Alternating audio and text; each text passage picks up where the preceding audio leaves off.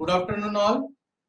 आज हम practice set 5.2 का क्वेश्चन नंबर 8 लेने वाले हैं और क्वेश्चन नंबर 8 आपके सामने है। देखो इसमें क्या बताया गया है कि there is a triangle ABC. तो हम अभी क्या करते हैं, एक ट्रायंगल निकाल लेते हैं। ठीक है, तो ट्रायंगल के लिए यस, ये मैंने चॉइस कर लिया। So this is our triangle ABC. ठीक है, तो चलो इसको हम नाम भी दे देते हैं फटाफट। एज यूजुअल अपर वर्टेक्स हम ए कंसीडर करते हैं और बी। चलो, और आगे उन्होंने क्या बोला है, there is a centroid means we have to draw some medians. जब एटलीस्ट हम 2 मीडियंस ड्रॉ करते हैं तो हमें सेंट्रोइड का लोकेशन मिल ही जाता है। सो हमने ये पहला सेंट्रोइड के लिए एक मीडियन ड्रॉ किया है। मैं ये दूसरा मीडियन ड्रॉ कर देता हूँ from vertex C. Yes, this is my second median. Okay, तो एग्जाम में एक चीज ध्यान में रखना, जितना फिगर आपका एप्रोप्रिएट रहेगा उतना सामने वाले को वो बहुत ही ज्यादा अट्रैक्टिव लगता है और उसे पता चल जाता है कि ये जो स्टूडेंट है जिसने ये पेपर लिखा है he is a studious person. तो अगर वो स्टूडियस है तो एक अलग इंप्रेशन हमारा ऑलरेडी उनके ऊपर रहता है, तो ऑब्वियसली हमें मार्क्स भी अच्छे मिलते हैं। तो देखो अभी यहाँ पर मैंने यहाँ सेंट्रॉइड जी का पोजीशन लोकेट कर, कोऑर्डिनेट जी को हम क्या लेते हैं, एक्स कॉमा वाई, और उसके कोऑर्डिनेट्स है -4, -7। तो यहाँ मैंने कोऑर्डिनेट्स लिख दिए। अब ए जो वर्टेक्स है उसके भी कोऑर्डिनेट्स दिए, दैट इज -14, -19। हमेशा सारा फिगर में अगर हमने लिख दिया तो वो हमारे लिए भी बहुत बेटर साबित होता है। और हमेशा इंफॉर्मेशन फिगर में देना चाहिए। हमारा सब्जेक्ट कौन सा है, ज्योमेट्री। ज्योमेट्री फिगर के बगैर थोड़ा आधा अधूरा लगता है कि नहीं। तो इसके लिए हमेशा एक ध्यान में रखना, कोई भी क्वेश्चन हो उसको फिगर दी हो या ना दी हो, हमें वो निकालनी जरूरी है। अब देखो यहाँ पर उन्होंने क्या है, ए और बी के कोऑर्डिनेट्स ऑलरेडी उन्होंने प्रॉब्लम में हमें दे दी है गिवन। साथ में सेंट्रोइड के भी कोऑर्डिनेट्स, जी के कोऑर्डिनेट्स भी गिवन है। Third vertex of triangle that is C के कोऑर्डिनेट्स उन्होंने नहीं दिए, तो हम उसको एज्यूम करते हैं कि let the coordinates of C be x3 y3।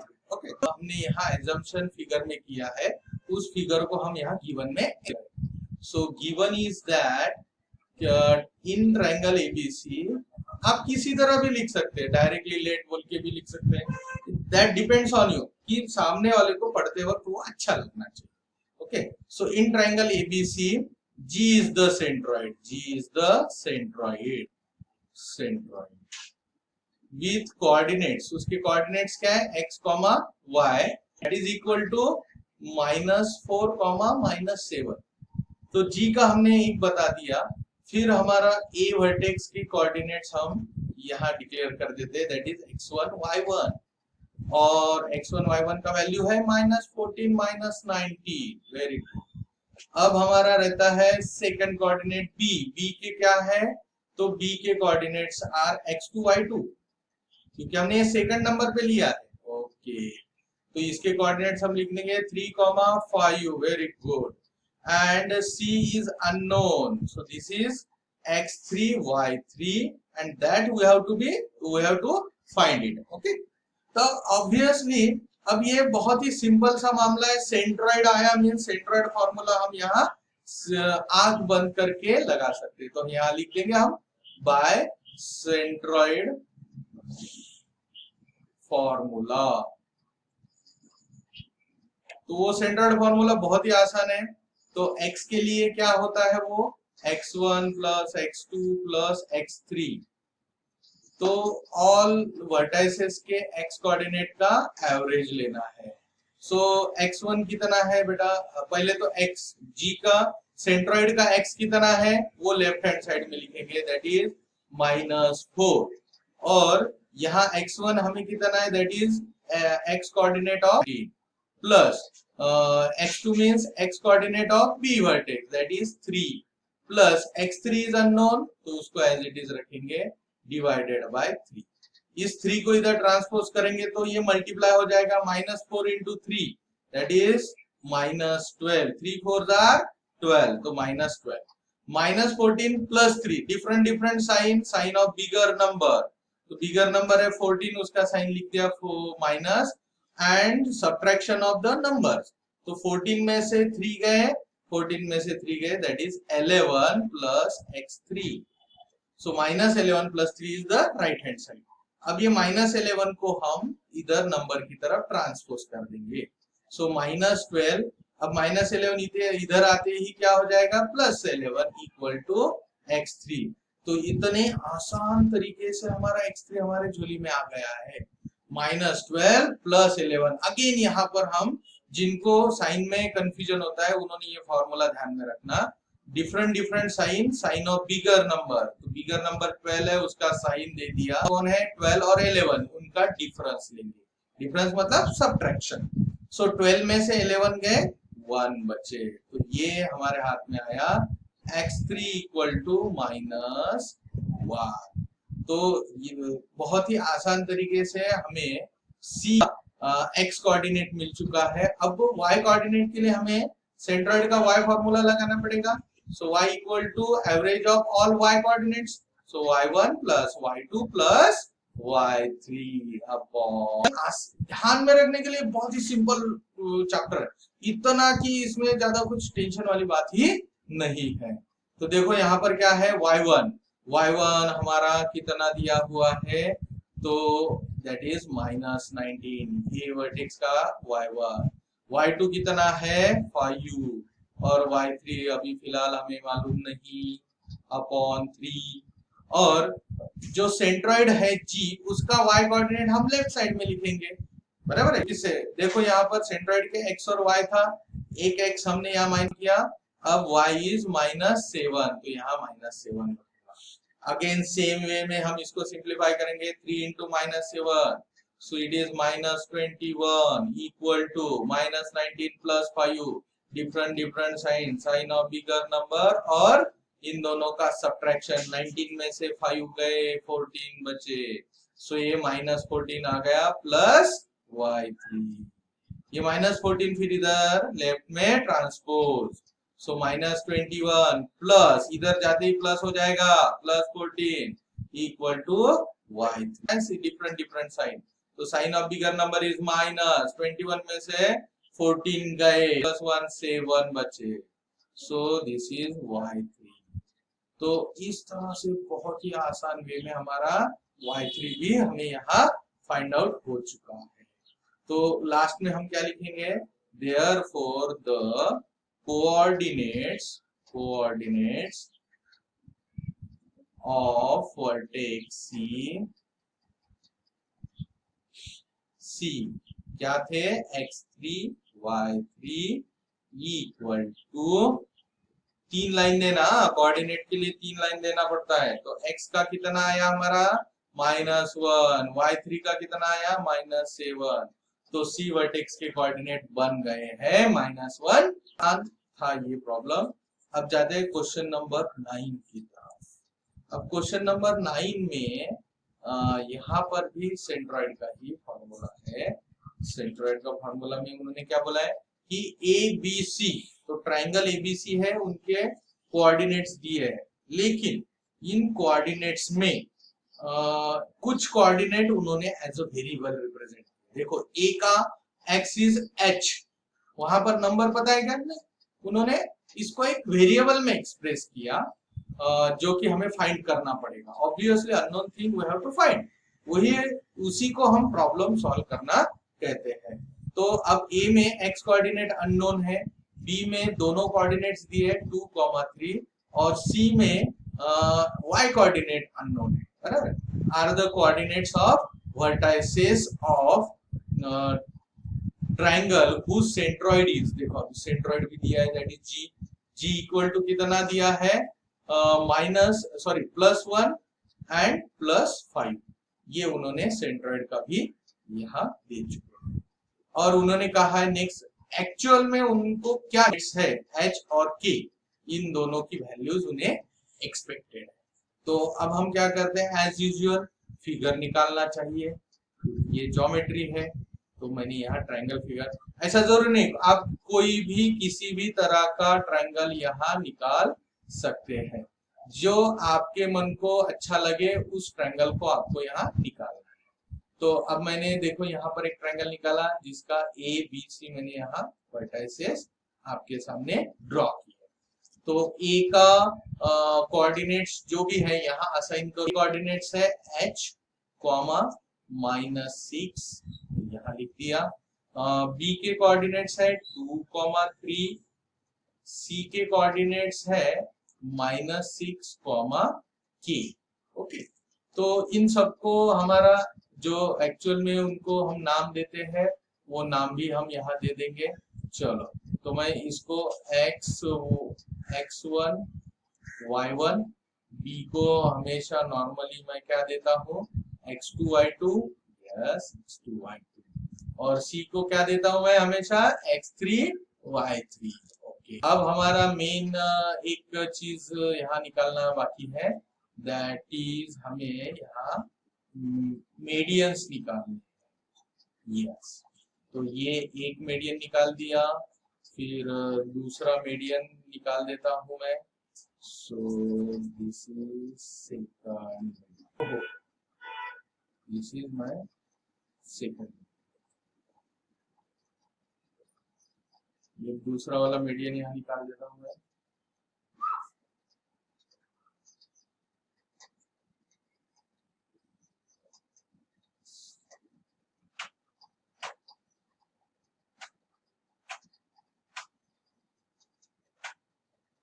ये रहा सेकंड मीडियन। तीसरा median,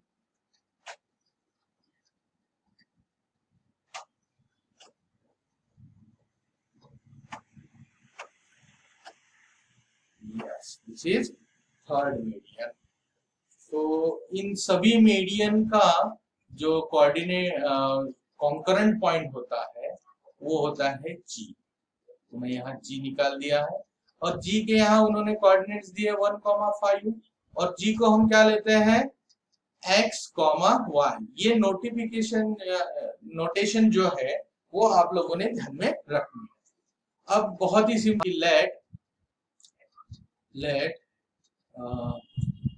let in triangle ABC centroid।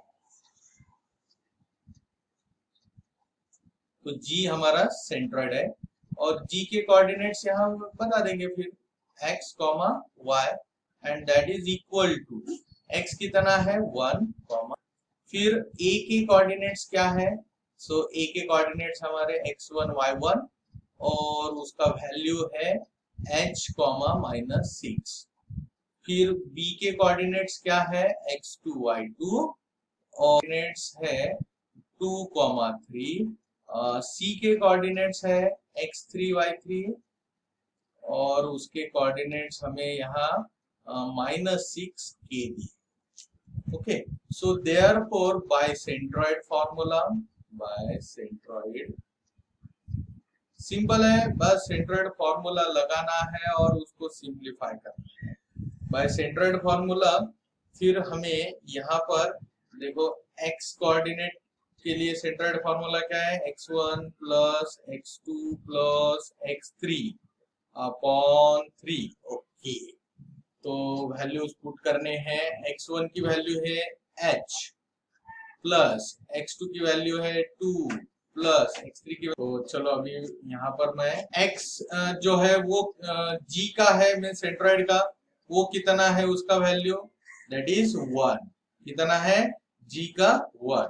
Okay, तो अभी इसको हम सिंप्लीफाई करेंगे, तो 3 into 1 कितना होगा, that is 3 equal to h, और यहाँ देखो +2 -6, +2 -6 कितना होता है, दैट इज -4। सो h -4 ये हमारा एक मिल जाएगा। उसमें हम -4 को इधर लेफ्ट में लेके जाएंगे तो क्या होगा, 3 -4 इधर आते ही +4 इक्वल टू h। तो देखो ये h का वैल्यू मिल गया h इक्वल टू 7। तो x कोऑर्डिनेट में हमें h मिल गया। अब हम जाते हैं y कोऑर्डिनेट की तरफ। तो y कोऑर्डिनेट का फॉर्मूला है y equal to y1 plus y2 plus y3 upon 3। Okay, अब y कोऑर्डिनेट g का y कोऑर्डिनेट क्या है सेंट्रॉइड का, दैट इज 5। y1 कितना है, y1 is -6 plus y2 is again 3 upon 3 को ट्रांसपोज करेंगे, 3 into 5 is 15 is -6 plus 3, different sign, बड़े का साइन, 6 में से 3 गए, 3 गए, सिर्फ 3 बचे प्लस k। अब ये 3 इज अ नंबर, तो नंबर को नंबर की तरफ, so 15 k equal to ultimately we get 18। तो बहुत ही आसान तरीके से यहाँ पर h और k दोनों का वैल्यू हमें मिल गया है। तो फाइनल आंसर हम यहाँ क्या लिख सकते हैं, therefore the value of h equal to 7 and value of k equal to 18। बाकी उन्होंने ऐसा कुछ पूछा नहीं है, उन्होंने सिर्फ 2 वैल्यू पूछे, तो हमने फाइनल आंसर में 2 वैल्यू लिख दी है। तो ये था हमारा 9। अब जाएंगे हम क्वेश्चन नंबर 10 की तरफ। क्वेश्चन नंबर 10 में देखो क्या है, find the coordinates of point of trisection. ये जो वर्ड है इसमें ट्राइसेक्शन बहुत बहुत ज्यादा इंपॉर्टेंट है। ट्राइसेक्शन का मतलब होता है 3 इक्वल सेक्शन। ये बहुत ही इंपॉर्टेंट है, ये ध्यान में रखिए कि ट्राइसेक्शन का मतलब होता है 3 इक्वल सेक्शन। फिर कभी कभी ऐसा भी बोला जाएगा कि 5 इक्वल सेक्शन, 4 इक्वल सेक्शन। तो वहां पर एक ध्यान में रखना कि these sections are completely equal, बराबर है। मीन्स अगर मैं यहाँ पर अभी ट्राइसेक्शन के लिए मैं एक सेगमेंट निकालता हूँ, दिस इज माय, यस, ये एक सेगमेंट है, इसके हम 3 सेक्शन करेंगे और ये सेगमेंट का नाम है AB। क्या नाम है, सेगमेंट का नाम है AB। तो मैं यहाँ और इस पॉइंट को, सो A के कोऑर्डिनेट्स क्या है, A कोऑर्डिनेट्स है 2,7 और यहाँ B के कोऑर्डिनेट्स दिए है -4, अब अगर मुझे इस AB के 3 इक्वल सेक्शन करने हैं तो इसका मतलब मुझे 2 जगह पे उसको काटना पड़ेगा। तो मैं यहाँ एक काम करता हूँ कि मैं यहाँ देखो, यहाँ P एक पॉइंट लिया है, यस, और इक्वल डिस्टेंस पे मैंने यहाँ के, अब देखो ये 2 पॉइंट की वजह से 3 सेगमेंट बन गए हैं। पहली बनी AP, दूसरी बनी PQ, तीसरी बनी QB या BQ। ओके, ये तीनों जो सेगमेंट्स हैं वो इक्वल है, बराबर है। मींस यहाँ पर हम लिख सकते हैं P and Q divides segment in 3 equal parts, 3 equal parts, okay, such that ऐसा बोल सकते हैं कि AP is equal to PQ is equal to BQ। समझ में, मीन्स ये सारे इक्वल है। तो P और Q के अगर कोऑर्डिनेट्स हमें ढूंढने हैं तो हमें क्या करना पड़ेगा कि इनको एक एक सिंगल पॉइंट कंसीडर करना पड़ेगा। तो हम पहले क्या करना, AB इन द रेशियो 1:2। देखो यहाँ पर अगर हम एक रेशियो बना ले, कंसीडर करते हैं पहले केस में कि देयरफॉर ऐसा हमें रेशियो लेना पड़ेगा क्योंकि P इंटरनली इस AB को डिवाइड कर रहा है। अब फिलहाल के लिए Q को थोड़ा साइड में रखो, तो हमारा रेशियो बनेगा AP PB, बराबर है। लगे तो मैं यहाँ पर ये फिगर फिर से निकाल देता हूँ। ये देखो, this is A, this is B, okay. इस A और B में ये है A और ये है B, और यहाँ पर एक, तो यहाँ पर AP अगर 1 है तो PB उसका डबल है क्योंकि उसके बीच में PQ और QB ये दोनों का 1 है। तो ये पार्ट कितने हो गए, PB मतलब 2 पार्ट, तो हमने यहाँ 2 लिख दिया। तो यहाँ पर ये रेशियो कैसा हुआ, ये AP is to PB हुआ 1:2, 1:2। और इस रेशियो को कंसिडर करके हम p का वैल्यू यहाँ ढूंढ सकते हैं। तो therefore by internal section formula, अब हमने सिर्फ p को कंसिडर किया, ध्यान में रखना, तो ये 1:2 हो गया। AP:P भी कंसिडर किया, हम उसमें Q कहीं पर भी रिफ्लेक्ट नहीं हो रहा है। तो यहाँ पर A को हम एज्यूम करते हैं x1 y1 that is equal to 2,7।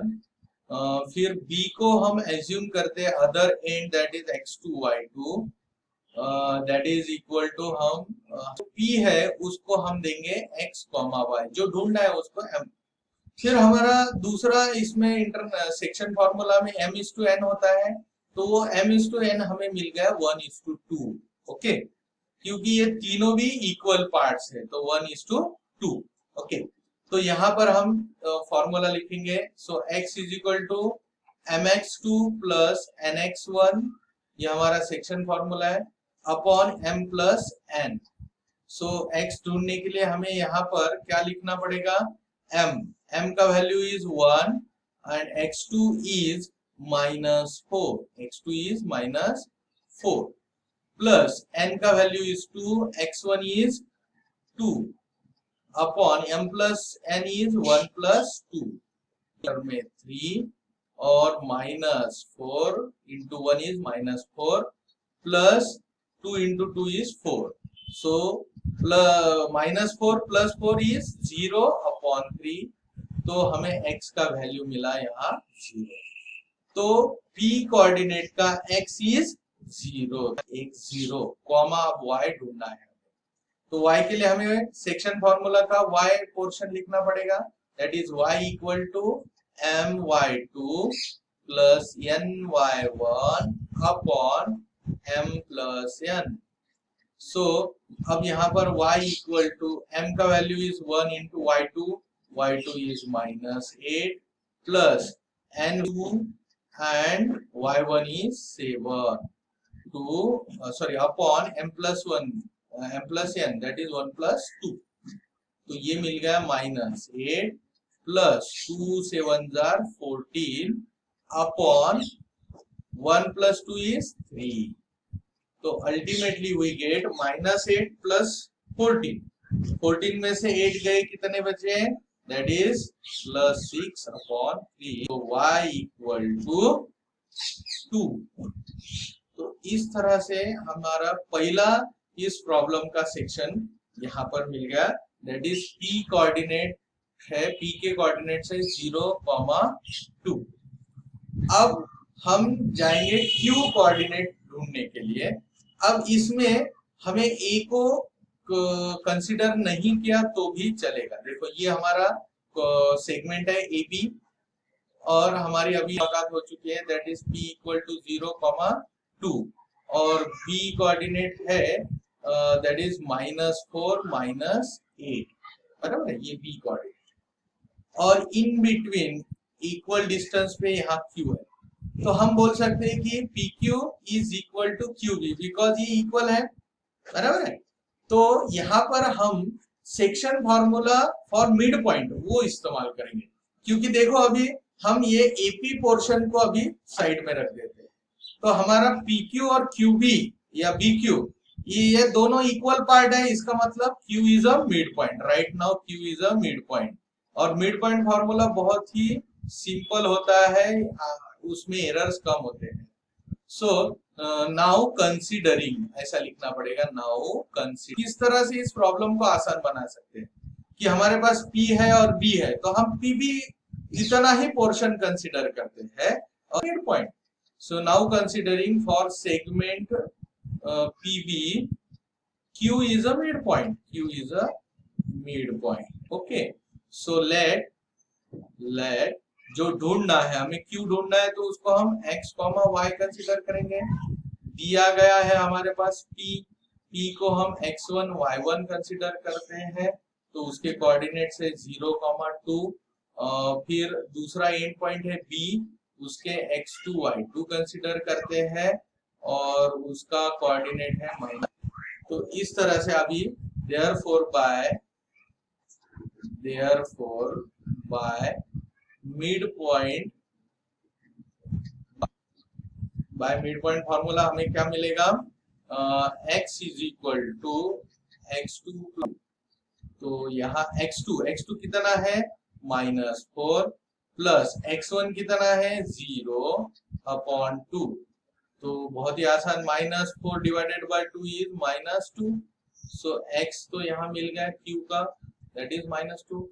अब ढूंढते हैं y को, सो y सेक्शन क्या है, देखो y2 plus y1/2, so y is equal to y2 is -8 2/2, so -8 plus 2 ये हो गया -6/2, so y is equal to -3। देखो कितना आसान तरीके से, therefore हमारे q के कोऑर्डिनेट्स हो गए हैं -2 और -3। इस तरह से बहुत ही आसान वे में देखो अभी q भी हमारे पास अवेलेबल हो गया, तो q का वैल्यू है -3। तो लास्ट में फाइनल आंसर लिखेंगे, देयरफॉर द पॉइंट्स, कौन कौन से पॉइंट, p का 0,2 एंड q के कोऑर्डिनेट्स थे -2 -3, divides the segment AB in 3 section, 3 equals. इस तरह से हमारा क्वेश्चन नंबर 10 यहाँ खत्म हो, ठीक है। तो दिस इज फॉर टुडे। अब जो भी हमारा बचा हुआ सेक्शन है, दैट इज क्वेश्चन नंबर 11 और क्वेश्चन नंबर 12, ये हम कल करेंगे, ठीक है। Thank you, bye.